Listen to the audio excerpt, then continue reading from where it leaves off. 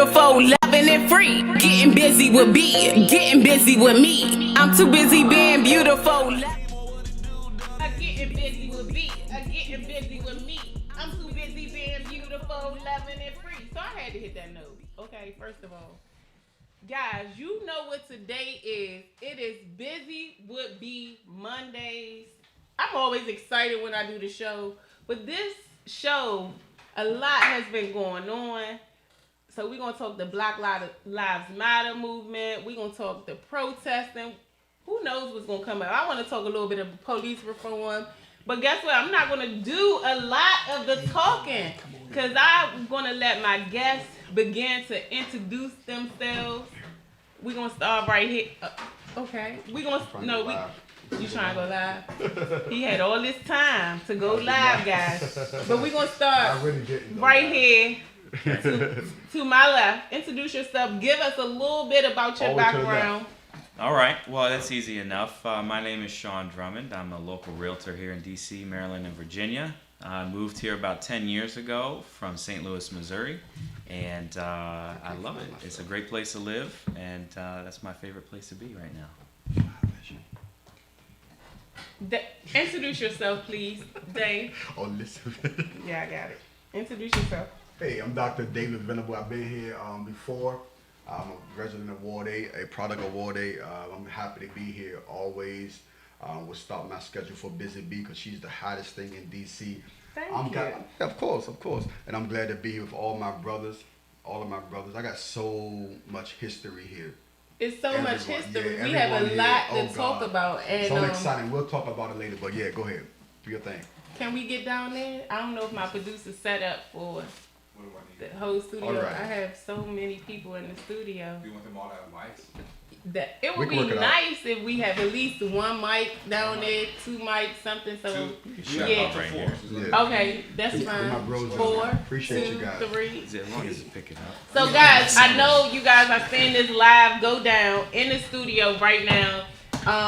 We're setting up because we were running a little behind, but today we are going to talk everything Black Lives Matter, everything about the movement, and we're going to get some diverse background because we have a diverse group of people in here. You can't see them yet, but I got my man. He always shows up for me. The 6th man. He's in the building. He's very opinionated. I love his podcast, guys. So if you haven't checked it out, you need to check it out. I mean, he's so real. He say it. I may not say it like he says it, but it gets said. And we have, this podcast love of a relationship. So I'm grateful for him to join me in the studio. And I gotta let the other guests introduce themselves. I want the camera to be set up so you can kind of see everyone on camera, guys. So this is gonna be unorthodox because I'm not gonna talk as much. I'm gonna actually do a lot of listening today. I've been doing this for a while, so I learned a lot about myself. So I'm gonna do a lot of listening. I may even let Dave, take over the show. Kevin, take over the show because we need to talk about a lot of stuff that's going on. Kevin is great with it, trust me. Okay. And of course, it's loud right now because of everything that happened with George Floyd. I'm talking now. I'm trying to take up some time because I'm waiting for my producer to do his magic. What do I need to do? Can we see them? There we go. Now I'm on now. So how you do it? Then maybe I can do it. I'm ready to follow it. And Everybody come on in, share when you're coming. Yeah. Who is that on the end? He came in a little late. Oh, my name Arnell. I came in a little late. Oh, you okay, I know who you are. Got it. Yes. How you pull it up? Hook me up now. Let's see. Everybody come on in and share. So guys, I thought I wasn't talking. Alright, so here's the thing, guys. Once I get set up, I can help you. I can help you once I get set up. Yeah, let me see that. Yes, you go I ahead. have an experience to be here in Washington, D.C. And I'm telling you, we'll be flying back to Tampa tomorrow morning. But we have been to Black Lives Matter. Okay, so now we're at a radio station. hey, Kevin. Radio station. Yes. I don't know how to do this, y'all. I'm trying. Privileged to be able to talk about the state of where we are in America. So, I'm sorry. I'm never like this. All right, here we go. It's been phenomenal. I'm gonna put my phone down. So, guys, yeah. We So, good. guys, I packed the studio today with a bunch of great guys. I want to go ahead and start over there. Introduce yourself to the audience. Little background about yourself. Alright, how's everybody doing? My name is Arnell. I'm from Largo, Maryland. I grew up in Largo, Maryland. And throughout my life, I've always had a passion for fitness. And now I'm a certified personal trainer. And I want to get my name and my brand out there. But what's going on right now is we have to stick together as blacks because there's a lot going on now with the whole George Floyd situation. And right now, I just feel like we all have to like work together, like now more than ever, because we need each other. Mm-hmm. You know, so I'm here for it, and I'm down to put down the work, whatever got to be done. Introduce yourself, Pastor. My name is Minister Ty Tanner. I just moved here to Maryland from Florida, and I moved here about a year ago, and I'm loving everything. I'm a local entrepreneur in the area, running a few businesses, got a beer line coming up. So I'm here, and I'm in a state where, I come from a state where black people didn't run the show, and I came here and I see we running everything, and I never left. And I came here supposed to be just for 1 week, and I never left. So I'm here for this time. Oh, you came for 1 week. Oh, I came here for 1 week and never went back home. That black person I've living in that never house? seen it. Yeah, dude. Never seen it. So I'm glad to be here, man. Thank you. Welcome to the Busy with B show. Thank you. All right, the sixth man, introduce yourself. I'm Kevin. I'm better known as the Sixth Man. I'm got my own podcast here in the DMV area called Real Talk with the Sixth Man. I also recently been named president of a new founding nonprofit. It's called Type DMV. The acronym means Teaching Youth Prosperity and Excellence. So I've been here on the show with Busy about I think it's about my fourth time. So I'm real comfortable. So whatever we want to talk about, and I hope I get a chance to let my voice be heard. Yes, sir. Introduce yourself. I'm Pastor Elvis Piggott from Tampa, Florida. I'm here visiting and also just, taking the process of looking at the Black Lives Matter Boulevard Plaza. Okay. Enjoying that. Also local politician down in Tampa running for school board in Tampa, Florida, and getting ready for the upcoming election. And this has been a very necessary topic. And as we use our hashtag in Tampa, interrupting racism. Okay. Introduce yourself again, Sean. Oh, okay. Just briefly. Sean Drummond, local realtor here in the D.C., Maryland, Virginia area. Lived here for about 10 years. Came from St. Louis out here with the military, so my background is as far and wide as you can possibly imagine. And being in real estate, you get to interact with people from all walks of life, all different backgrounds, all different thoughts, cultures, ethnicities, and it's one of the most diverse. It is actually Fairfax County. I don't know if y'all know this, is the most diverse region in the entire country. So. And that's just over across the river in Virginia. So you'll see people from all walks of life in the DMV. And I think that's one of the coolest things about it. Dave, Now introduce me. yourself. You ready? I am Dr. David Venable. I'm a local pastor here. Also a community activist. I'm from Ward 8, South Side. We started Wakanda. But anyway, yeah, I'm from Ward 8, D.C. Wakanda forever. Lucy High School, but I'm a pastor here. But my ties are connected to so many people. My arms are long all the way down to the last tape. I didn't know they won't be here, but I'm glad to be here with you. This is my second time here. I'm excited. And I'm excited as well. I You know how we did called last on time. you. We Yes, had a lot you of know stuff. what? But it's not about you today. It's not. It's about you. know, I brought guests. You so know what? I thought I It's couldn't really- do it today. Let me tell you, it's about us. Absolutely. It's really Yeah, about absolutely. today. Is really about the black man. I said that. And Wait a I minute. wanted Oh, Sean let here. me get on Like with it. I don't have any. I'm not racist at all, but I don't have any white friends. Mm-hmm. So I was like, Mike, how could we get a Caucasian on the show, right? Absolutely. And so I really just wanted a different perspective, and guys, not that this means anything, but he's married to an African American woman, Let's go. and I am so- too. Yeah. Yeah. Want to do it? I am too. And, my husband comes. I am too. What do you do it? But I just really want to start. Let me just start right here with you. Yes. what does 2020 Black Lives Matter look like now to you? And you know, we've been going through this for years. This is not brand new. But I do feel like something about 2020 is different. So this question is going to go down the line. Let's start right here. And keep in mind that we have a full, you know. No, he's good. No, we're good. No. You know, I'm good. You made me talk the whole time last time. I'm good. I'm real short when I told him to come with because I don't want to talk too long. Okay. But 2020, I think that the message is really resonating now.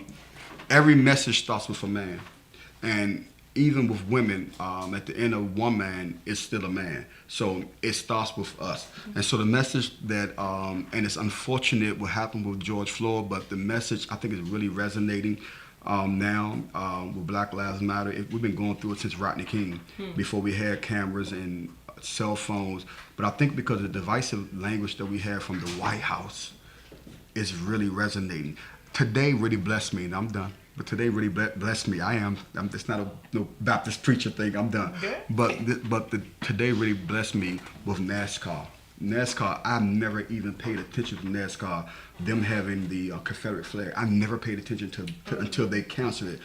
Every NASCAR car and the NASCAR event had the Confederate flag. I never paid attention to it, but they canceled it. And the president of NASCAR said, if any history, noble history was there for the Confederate flag, it went away with all the lynching and all the civil rights when you hung your flag to hang black people. So to hear them say, and to hear NFL say, I think that now it's unfortunate, but George Floyd is our unsung hero. It's a quiet hero, and I hate to say it with maybe his family's listening, but he's a hero. Right now. It's not new, you know, because we have so many heroes, and it's your effect is, you know, most of the time, you know, you think about Martin Luther King and Malcolm X and Rosa Parks, all the people that really had to give their lives and lose their lives. So I mean, I understand that and I respect that. I'm not going to talk as much, but I want to know your perception on the Black Lives Matter movement and just how you see it. Yeah, so, you know, looking back, I think that this movement has been started for a few years now. You know, when you look back, you know, Ferguson is a central place from where I'm from. And when you look at the extrajudicial killing there, the movement and everything, we saw a big impact there in Ferguson. And I know from my time in St. Louis, you know, racist policing, things like that are happening there, even still to this day. It's still happening, right? And you have police that are not from the area coming in to try and control or keep people in line for areas they don't even live in, right? And that's a big problem, you know, because you look at people like they don't matter at that point. You have no real connection to them. There's no central movement. There's no central coordination with the police and the community, and I think that's absolutely something that's needed. But Black Lives Matter in 2020, to me, I just see everybody taking note. Everybody's taking note. Yeah. And one of the first things that happened, it was just a few days after the killing of George Floyd, and I had went to my company, my leadership within my organization, and I wanted them to take notice. Awesome. Because in real estate, you know, you look at real estate, in the history of real estate, there's a lot of racism and prejudice and, you know, creating a system that is unfair to minorities and people of color, right? And it is not a good system at all. And when you look at the wealth gap, a lot of that comes from owning a house, you know? So I'm really big on generational wealth. You know, if you can put something in place today that you can have for your family to build a legacy on, it's something that you're going to be able to carry forward. You're going to be able to give wealth to your children, who can then in turn give that wealth to their children, and it really just starts to build and grow. It is, and that's one of the ways to do it. But I think it's just a beautiful thing. I really do, and I think that we need more voices in this moment now than ever. Okay. Well, I believe in 2020, the Black Lives Matter movement is that forever they have had our attention. They've had our attention when it came down to the injustice with economic development. They've had our attention when it came down to the injustice of our prison, the school to prison pipeline in schools. They've had our attention when it came down to African American men being arrested at such high alarming numbers. But I believe in 2020, we now have their attention. I think collectively we've pulled together to allow them to understand that we will not stop. We will not take anything less than what we deserve. Absolutely. And we're now in a state where all eyes is on the movement. That we're now decreeing when the dust is settled that we want real action. The same way they had tangible impacts in our lives, that they have done things that made direct impact for the negative of many black lives. We now are decreeing and acting and will not stop until we get direct impact of positivity to black lives. And that's coming at the hand of George Floyd, but most of all, the unity of African Americans pulling with everyone to say, you either get on the ship or you get ran over. You with me or you that's against it. me? And That's all. Before we go to Kevin, I just want to add, this is one time that I am so proud of just, we look like one race. I mean, yes, it's bad apples Absolutely. and everything. Absolutely. But for the first time that I've seen, and I wanted, because I know Kevin's going to elaborate on it.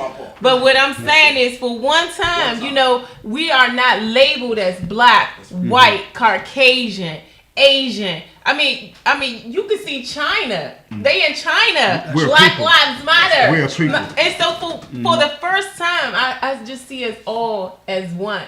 Right. And I pass the mic to the sixth man. The sixth man. I just had to add that. So 2020 Black Lives Matter movement isn't anything new. I would hate to burst everybody's bubble, but you know, this has been going on for a long time. I mean, we you know, DJ said that it started with, you know, back in 1991 with Rodney King, and you know, even the I believe it was the governor of New York who came out and said that was 30 years ago.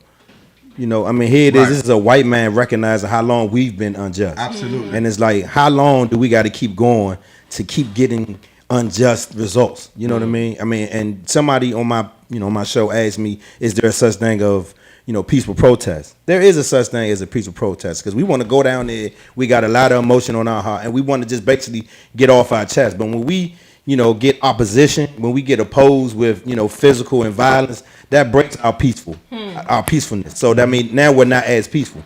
So I mean, I just think 2020 Black Lives Matter for me just means continuous effort. We cannot stop. It don't stop. You know, I hate to use this term, but we need to keep our foot on their neck, meaning specifically the government, the legislations, you know, the powers that be in this country, because I mean, we tired. And I mean, I don't want to, you know, get you thrown off, you know, your show, but get me thrown off. One of the reasons tired. I invite you on the show, Yeah, I'm tired, because man. we have different opinions, and that you're going to express yourself different from me. So, I mean, you free. I mean, I've lived here all my life, and DJ can attest to it. When we went to Baloo, I mean, we seen a lot of stuff, and now as I've grown up, you know, I got a 6-year-old daughter. My oldest daughter just turned 25 in May. A lot of people don't know that about me, and so, you know, when I say some people say I see you change, and I got to stop and think about it, because it's not change. I just mature. You know, I just see things totally different now. Good, I mean, it's good that we got a white man in the studio. Kid. And I mean, somebody on my show asked me, you know, well, what do you think about, you know, white people saying Black Lives Matter? It should,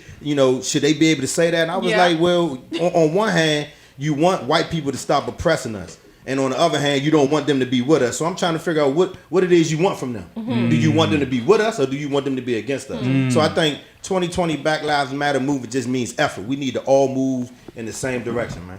Thank you. That was good. That was good. I'm proud of you, kid. So man, You gotta follow that. I got to come Six up behind man. that. What's up, six man? So let me tell you. So for me, I believe this is like God's plan and very strategic. We started the year off with coronavirus, and what this did for us is it allowed a mass of people to leave their jobs. And one of the biggest reasons why us as blacks would not come together is because the white man had their hand over our neck, because we had to work. We had to get to work. But so God, what he did was he put something in the air. He put something in the air for us. the air. And he said that this year is going to be different for y'all. So 2020, it's a year of vision. He says, I see it different. This year going to be different for y'all. So what I'm going to do is I'm going to sprinkle something in the air. And I'm going to allow everything to fall that y'all been putting on. Like, so we've been holding back because of work. We've been holding back because of different things that we're attached to. Because some people wouldn't protest because why? They'll lose their job. I work for the government. I can't do that. Or I work for this. So what happened now is we're in a place where all of the prerequisites to make people afraid, they gone. So now we standing up and saying, guess what? I ain't got nothing to lose. You took my job. I ain't got nothing to lose. Everybody around here is sick. Like, we can't even get health care. So right now, all I can do is stand. That's it. I can't do nothing else. I'm getting unemployment. I'm getting food stamps. All I can do now is stand. Ever since the coronavirus hit, I've been doing nothing but protesting and giving out food. Why? Because that's what time it is. It's no time to go and work and do. No. Right now it's time to give and to stand up for our rights. And we actually have the time to do that. And I'm getting paid to do it. We getting paid to do it. I'm getting paid to protest. I mean, definitely. So that's why I believe that's one of the biggest things to help us come together. Is why? Because all the other stipulations are gone right now. Everything closed down. Ain't nothing. We can't do nothing. Your boss can't say, "Oh, you doing overtime this week to make sure you don't get to that protest." and can't nothing get done. Yeah. So now we available and we standing up and we rising together. I love it. Love it. You got something to add to that? Yeah, it's not much I can really say. I mean, y'all did a great job of explaining what's going on right now. But I just want to say that everything that's happening in 2020, like, I'm tired of repeating history. You know, 2020 started off with Kobe Bryant dying, COVID-19. Everybody was already upset about their year being, like, messed up already. So now you talk about some racism coming into play. We tired of that. We not about to keep repeating history. So we got to put it into it, you know.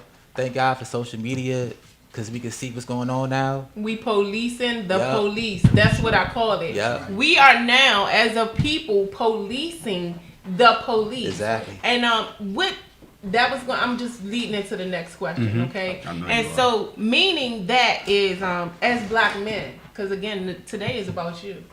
As black men, I just posted it online last night. I try to post. I try not to be so negative, but I want to keep my people and us informed. So I posted an officer pulled the black guy over and just for a missed signal. He didn't turn the signal on. But when he approached the car, he had his gun out. But again, we are at a point where we're policing the police. So he had his phone out, he recording it. He just like, oh, officer, I've never been arrested. I have a kid. I have 3 kids at home. So it was just really, really powerful. I did send it into the show because I kind of wanted us to watch it. But again, how do you feel? The question is, leading up, how is it for you guys as men? And even black officers. I want y'all, I'm throwing all of this out at once because there's so many of us. And I do feel like as black officers, I try to get a police officer here from MPD too. Shout out to the MPD. But how do you feel? We talking police reform. We talking, I feel like black on black police officers, I feel like it should be some type of sympathy there. Because yes, we black, but we still people. Like, I've never been in trouble, but I'm scared of the police. Period. Like, they get behind me, I still cringe a little bit. And I'm legit. So talk about your experiences with police officers, and do you have one of those type of stories that? So let me start off with that one. So I just moved here from Tampa, Florida, and where I live, I have never in my life seen an officer that looked like me, ever in my life. And I'm 27 years old. Never in my life have I seen an officer that looked like me. Never. A man with a beard, that's 6'3" with a beard. I've never seen a police officer ever with a beard that's a black man that look like me. Never. So I said that to say, when I moved here and I saw a black officer, my life changed. I wasn't afraid anymore. So okay. I was not afraid anymore. I have to be honest. I was not. I've never been pulled over since I've been here.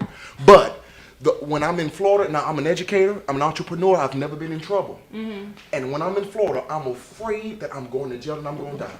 I'm afraid. It's always, I'm scared. Is he bashing Florida? No, let me say that. So I'm just going to say that. Because the reason why I can say that is because The reason why I can say that because the police department in showing Florida, that. they police us. Black people police black people. No, here. but let me tell you this though. that's- Hold I'm up. just telling you, I've never seen that though. You know what? Let me get this for you. Let me get this for you because I know Kevin, right? I'm putting him on the spot because my opinion, real quick, because I feel like sometimes, and I've been here all my life. I'm born and raised Southeast Washington. Sometimes the black officers are even Nasty. more harder than the white officers. So, and I'm saying that to say that who has a different opinion? Let me talk on that before Because they are. before six Yes. before They, six they man already does. got you in handcuffs. But let me tell you this though, that is so true. Black officer experience for a black man can be a little harsher, but guess what? I've never doubted would I walk away alive, and I always told him that. Wow. You might walk away beat up. I never doubted that, B. I may walk away with. I'm not a black man. Let me tell you this. You say a black man. Mm-hmm. I may walk away with $1,500 worth of tickets because they petty. And guess what? I'm talking to you as a black man, this and that. But I've never ever feared that a police from PG or DC was going to shoot me. When a white man pulled me up, and it's no offense, pulled me over, guess what? I don't reach for them. They'll tell you. My people tell me. I've gotten pulled over. I said, listen, my registration right there, I'm not reaching for it. You're welcome to get it yourself. He said, well, I'm going to give you a $250 ticket. I said, at least I'll be alive to pay it. Can you get it yourself? I'm not reaching for it. My hands are right here and I'm recording. I'm not doing it. But a black man will go back and forth like grown men. And guess what? I'm going to lose because I'm going to have to go to court. I'm going to pay some fines. But guess what? I'm going to be allowed to do it. Yeah. And I've never ever. And So the with that sad perspective- reality is about it is, guess what? It's what happens. What do I think all white officers are bad? No, I do not. But that's what the stigma we have. I have to be alive before I go home. Guess what? So I can pay these tickets. But black people, they're harsher. But guess what? I'll be alive. So with that being said, that's my feeling was Yeah. I'm afraid that I'm going to die in Florida. And be honest, because even here, seeing black people police black people, I'm all for that. I've never seen it. So for me, from my perspective, Yeah, I it's different. look at the officer and say, "What's up, officer? I'm sorry." My attitude would be different. I wouldn't be, "Yes, sir," and my head down and afraid. So that's me. It's just a difference for me. Yes, Now, I do believe, I may be mistaken, that my brother come from Tampa, Florida, You do too. where I live. So, however, Right. we have many African American police officers I said in with Tampa I said and with the Hillsborough beard. County. I said with the beard. But it's a system It is. that we're fighting. That part. And Yes. we cannot I know it. forget that, understanding that just because you're a black officer does not mean that you're not part of the white system. And that's why you have black officers just as nasty with the black man than they are with anybody else. I've seen black officers nice to white people Yeah. before they're more nice to their own. Talk about it. We're fighting a system of it's a brotherhood. And police has a brotherhood. I was campaigning in 2018 in Tampa, and while I was campaigning, there are certain prominent areas, as you'll call the white people area. I was knocking on the doors, just doing what you canvass and giving literature, and it was a report that I was breaking in houses. Now, instantly, you had 6 police cars jumping on sidewalks, pulling out guns, and they all wasn't white. Of course. And so, therefore, what it looked like is in July of 2013, these 3 individuals created the Black Lives Matter movement to directly target police brutality. And understand that if you don't interrupt the system of what the culture of policing look like, it don't discriminate when it comes down to race. It's a system that they're all pledged into, because black officers will stand there and let a white mistreat you just like and act like they don't know. And so my fear is, until we learn to interrupt the system and stop policing, as you said, police the police, you're not safe in this climate in no hands until we keep pushing for policies to be changed with how they police communities, period. Because you can't just no longer take black people and throw them in the black community and think that's okay. No. Because the black police is policing black people as if they're criminals. So it doesn't still change the fact, because oftentimes black people get to a place and forget where they came from. That's right. So we have to be real reality of understanding that until we completely drop those barriers and put up walls with how they can handle people, we're going to have a problem. I think we're starting to see that too. You know, like I know New York is in the process, or they just passed, what was it, the Amy Cooper law, making it a crime to call 911 on somebody just for being black. Like that, just for making up a story about why they're calling the police. You know, that she was in a park. Somebody was asked her to put her dog on a leash, and all of a sudden it became she almost killed an the issue. dog. Right. Exactly. Yeah, and it's so stuff like No, he that. And wanted we're his starting to lost see bird. that change. Absolutely. Yeah. The Six man? My man. So again, I don't hate to burst y'all bubble, but I got a different perspective with this. Of course you do. So, That's why I love you. you know, one of the questions that I like to ask people is, and I think it's one of the main questions at this point, and I'm just using it as a point of reference for a mindset. Do black lives matter to black people? Because for so many years we've been killing each other, and so we might be putting a mindset out there that if they killing each other, why should we care about them? We know. Why that. can't we treat them the way they treating each other? We should be able to get away with that. You know what I mean? So I want to hold the police officers and our local governments accountable, but I want to also hold us as people accountable as well. I mean, you cannot automatically think that you're going to get a certain amount of respect from the officer if you're disrespecting him. And I get the fact that you don't like the officer per se, but again, we're looking at an individual with a certain amount of authority. We're not talking about the person, Officer Jones or Robert Jones, if that's his name. We're looking at Officer Jones at this point. So if I get pulled over, whether I got to bite my tongue, and it's bad, and it's not a good feeling that I got to bite my tongue, or I can't, feel like I can speak what I need to speak when I want to talk to the officer. But at the end of the day, I got to bite my tongue. Is it messed up? Yeah, but we all have to. I mean, when we talking to each other on the street and we call each other nigga and we disrespect our females, when other coaches see that, when other races see that, they say that, and we hear them say that, guess what we do? Man, you can't say that. You ain't black. So does us being black, does it matter to us that we're killing each other? I mean, we just had another shooting. That was just about to say. We just had another shooting. Mr. Rashad Brooks just had another. And I mean, I'm not okay with what he did and how he he was a little intoxicated from what I hear, but I still don't feel like the altercation needed to end up with him dying. Because I heard 3 gunshots. We don't really see what happened, but 3 gunshots to me means I'm hurt. 1 gunshot, I'm hurt. 2 gunshots, I'm really hurt. 3 gunshots, I'm close. Yeah. And so I just feel like at the end of the day, we have to care about each other. That's where it starts in my mind. 1 second before you go. I want to touch on this real quick about us caring and loving on us as a race and as a black man, because again, this is about you. We just had a shooting. I thought he was touching on that. Where and it reminds me of Micaiah Wilson. Shout out to the Micaiah Wilson family. It's been 2-3 years now since she's lost her life due to gun violence. But if you're not familiar with that story, it was basically they got out the car and they was popping like they were in a war, right?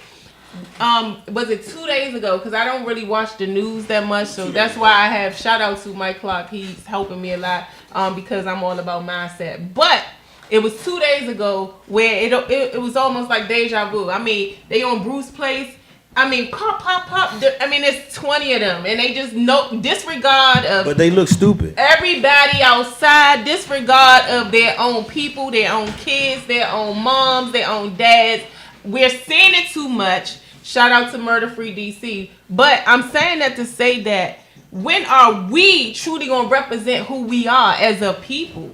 Now I get that. I get that. But why is it that black people, everybody can look at black people's statistics and say, okay, black people kill black people. Nobody says white people kill white people, Chinese kill Chinese people. Why is it that we have to look at our statistics and because we on a chopping block? That's not fair to us. No, what we talking about is treating us right. Well, what I would say is this though too, bro. Just keep in mind, you can't keep worrying about what other people say about us. Go do your own statistics and your research. If you go on the internet, if you go in a white neighborhood, there's white on white white crime. If you go to a Correct. Latino That's the neighborhood, norm. there's You make the point, Latino though, and Latino. Cam. So That's norm. to me, I just feel like there is a narrative being pushed out there for this skin tone to be the worst people on the planet, and that's not the case. That's right. So if you do your own research. We are not- but let me You know, say violence this. among So what I'm the saying same is, people. Right. we're Let me not say the this. worst, but what we need to do is, but we can find ourselves talking like that, well, talking about us caring about each other when the focus is on y'all. Correct. Stop caring about But, us. but, We don't listen, wanna hear about but nothing two else. things, and I promise I won't say enough all night. Again, I promise you, B. Two things. First of all, I understand everything that the narrative is. Okay, black people killing black people. Do Black Lives Matter? This. Or the police say, okay, you kill each other. Blue lives. Guess what? Everything you're saying about that is correct. I'm not refuting it. I'm not fighting it. Everything you said about black killing black, this person killed that, you're 100% correct. But can I hear you say that Black Lives Matter? That's the problem. We're not saying you're wrong, but can you at least say to me that Black Lives Matter, and then go and say that I was talking to a police officer who's my friend, I won't even name him. He gave me all these statistics, verbatim, 5 things, and each time, before he said one, blah, blah, blah, blah, I said, okay, you're right, but do Black Lives Matter? No, 2, blah, blah, blah. Okay, do Black Lives Matter? 3, he never could gather himself to say Black Lives Matter. Can you? I get that. You're What right. officer but was can this? You, let me one more thing, Kev. One more thing, Kev. It's black, What officer can you was this? can you at least say Black Lives Matter to me? I get what you're saying. The Black Lives Matter. Last thing I would say, and I'm done. Y'all can have the show. Trust me. Listen, I've been here 3 weeks ago. Listen, last thing I would say is, guess what? Listen, when your house is on fire, B, your house is on fire. You call the fire department. The fire department come.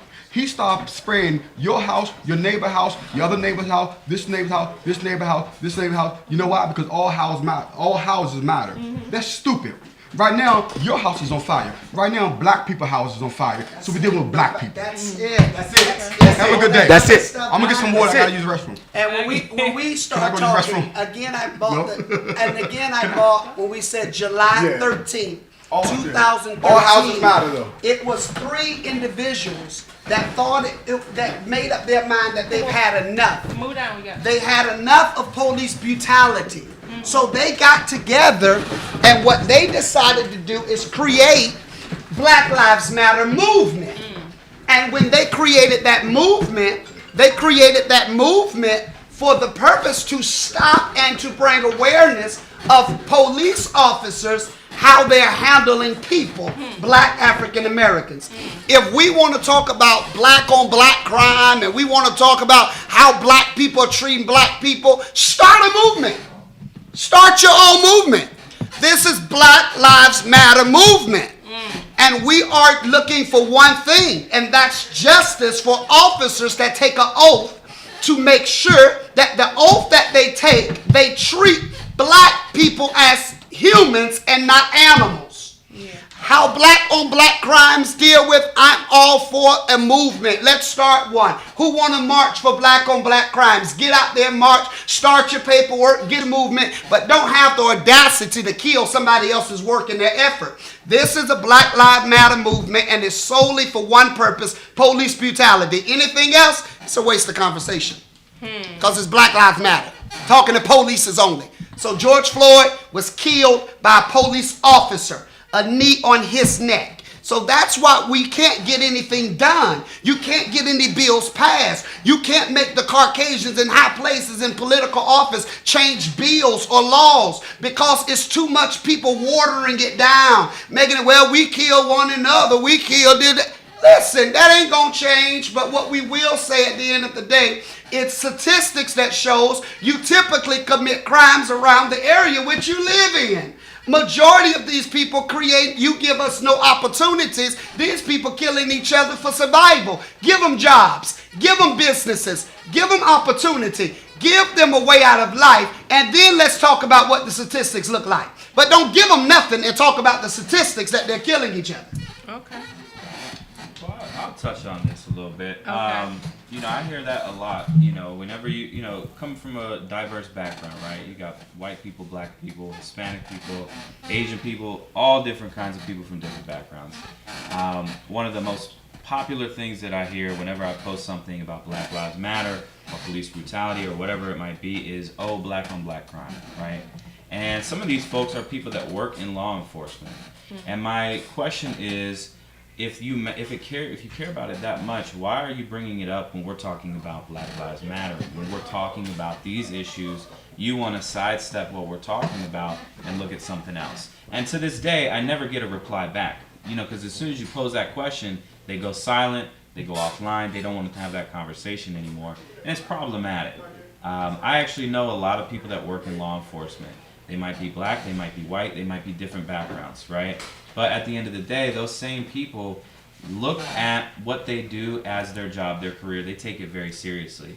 And I think one of the biggest problems is that law enforcement officers, the vast majority of them, refuse to recognize the bad apples within the bunch. And I hear it said time and time again, policing and law enforcement is not an area in which you can have bad apples in a bunch. You have to have a clean record. It's like comparing it to airlines. If you had pilots that decided, hey, I don't want to do my job fully today, they're going to crash an airline, they're going to crash a plane and kill hundreds of lives. They're going to take people's lives away unnecessarily. And so that argument to me is just not valid. And when you look at it, yeah, I think it's 90% of crime or is black on black. Sure, and then when you look at white on white crime, it's about 86%. The statistics are there and they're about even. So it's just sad to me to see that. But I think one of the biggest things that we need to encourage, and maybe this is a movement to get behind, is getting police on the same page, right? We need police to condemn this. We need police to say, this is not okay. We cannot treat Americans like this. Because this whole concept of black, white, Hispanic, Asian, whatever your cultural background is, we're all Americans at the end of the day. We've all shown, especially in the recent. Let me read this real quick. Right, Yeah, go ahead. a white man was drunk in another state, and the police got to his car and offered him a ride home. Made sure he got home safe. So there was a black man in Atlanta that was drunk, and he did. It's a big difference. And so let me also say this, that a lot of people say talk about Blue Lives Matter and what about the cops. I got to say this about that. It's a choice. You chose to be a cop. You can leave and clock out and take your uniform off and go to bed. I can't not be black tomorrow. I can't clock out of being black. I can't do that. I can't clock out. So it's a job. Blue lives don't matter because guess what? What behind that blue, it's another color. It's black, Asian, Indian. It's a whole nother. Blue is not even a color. Black lives matter. Why? It's because we the one that's on the chopping block. It's us. We can't take it off, and it's a career. I would jump in on there too, and I will say you it. mentioned something also earlier. You said you don't really have any friends that are white, right? I don't. And I want it. I'm not saying that you don't. I'm saying I had this conversation with somebody recently, and it was that's a problem in and of itself, right? Because the only way that we can change and understand each other is by learning other people's cultures, right? Because black culture, beautiful culture, I love it. I feel like I'm a part of black culture in some ways. My kids are going to be mixed race kids.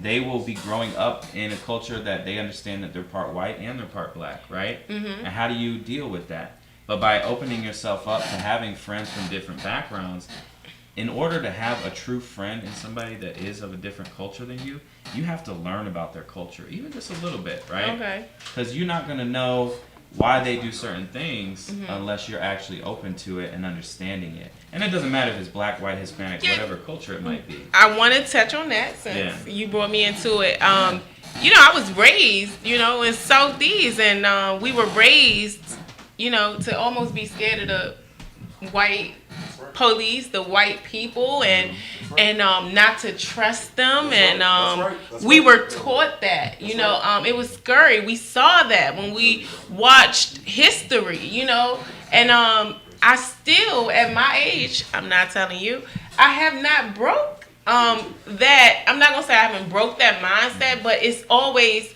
I've never dated out my race, I've never, I've worked around different cultures, but I have never broke that barrier of like trust, So It's a challenge. It really is. It really is. It really is. Yeah. So for you to do that, and I don't know too much about interracial, dating, but it's hard because you feel. I feel like how do I connect with someone that is so different from me? Can I share something with you on that? Yes. So I we was growing switching up in a it. very similar background. Mm-hmm. I grew up in a prejudiced household, Mm-hmm. you know, and it's one of those things that you're taught a certain way, like don't trust the white people, right? Mm-hmm. Okay, don't trust the black people, right? Okay, when we're driving through a neighborhood, I grew up in a very poor part of St. Louis, right?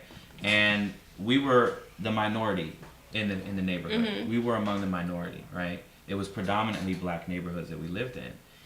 Lock the doors when there's people outside.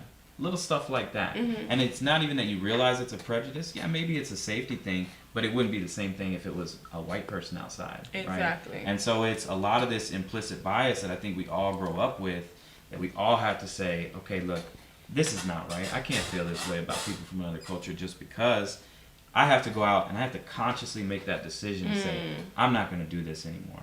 I gotta look. And in my business, I'm guilty of this. It wasn't even something I realized up until recently. Ty, you said you're an electrician, right? So this is something that I've actually been in tune with. Most of the contractors that I work with in real estate are predominantly white, right? All the people that I associate with, and this is partly because I got connections from other people who had already built them, right? But it's taking that step out and saying, well, you have to make a conscious effort to be inclusive in what you're doing, and to have contractors from different backgrounds, you know, whether it's black, white, Hispanic, whatever, and make that intentional effort to include people. And I think a lot of corporate America is starting to get that, and that's taking place in 2020. When we get white people to tell white people you need to treat black people right. Yeah. Right.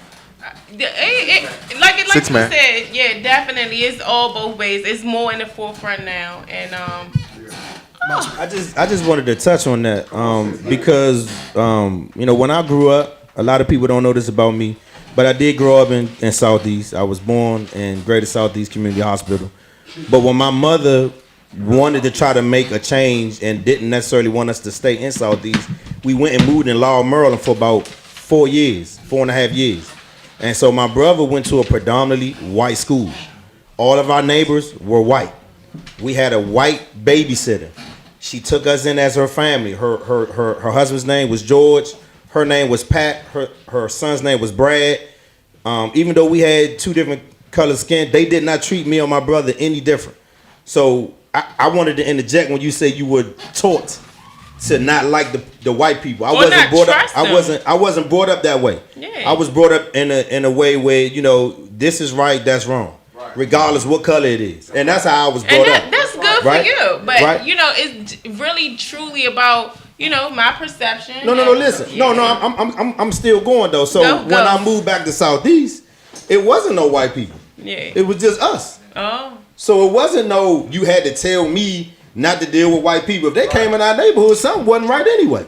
And 9 times out of 10, if we seen them, they either had the alphabet letters on or they was looking for somebody. So automatically, it didn't have to be taught to me not to, excuse my friends, mess with the police or mess with white people. Yeah, he don't look right.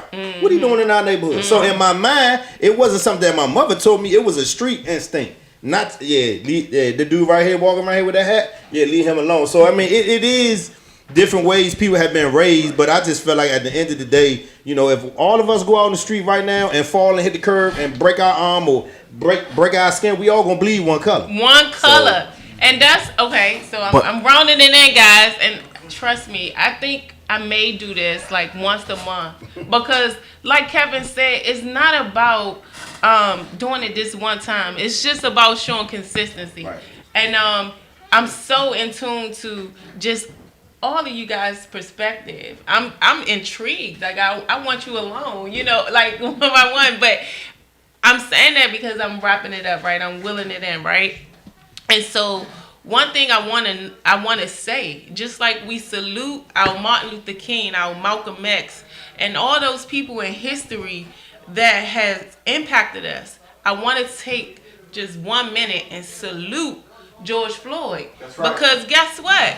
We are now in the movement where we all are one. 2020, the year of vision, okay? Because we all see the same vision. So let's take at least 10 seconds of a moment of silence. Salute to George Floyd.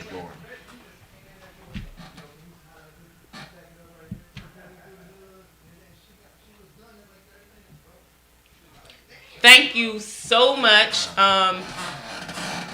all of you guys, really, people I'm meeting for the first time. Thank you so much. I mean, I want to say, just. You got a friend now, white friend. You understand? Look, I got it. Look. Hey, look. Hold on. I'm gonna do this today. Hey, wifey. Look, wifey. You coming to the cookout? You gotta share him. You gotta share him because I really don't. You gonna be at the cookout? And I'm a great friend to have, And I'm excited to welcome you because one thing I can say, once you truly come into the studio and feel the energy and feel the love, because one thing that I do is operate out of love. This show is about motivation, inspiration, and inspiring all people that know that we can be great no matter where we're from. So thank you. Thank you guys so much. Like I said, maybe this is starting something for me. This is the conversation that I want to continue. Yeah. I'm excited. I'm excited. Ladies, we have a tough time to follow, guys. You guys held it down. I'm excited to welcome the women next week. I don't know who they gonna end up being, right? But I do know the Mrs. Venable is gonna be in the studio with me next week. I'm gonna send home with you a Busy with B sweatsuit. Ladies, you guys have been representing the Busy with B brand so much. I'm so excited. Guys, you better make sure you take them glow in the dark bracelets and represent. Okay? Thank you guys so much. This will be a continuance of a conversation. This will go on. I think I'm gonna do it once a month. And I'm gonna welcome, like Dave, he had to come back. Busy with B got that come back, okay? You're coming back to the Busy with B show. We gonna collab and do great things together. Watch out. Yeah. You're gonna come back and do your thing on the Busy with B show. I'm so excited.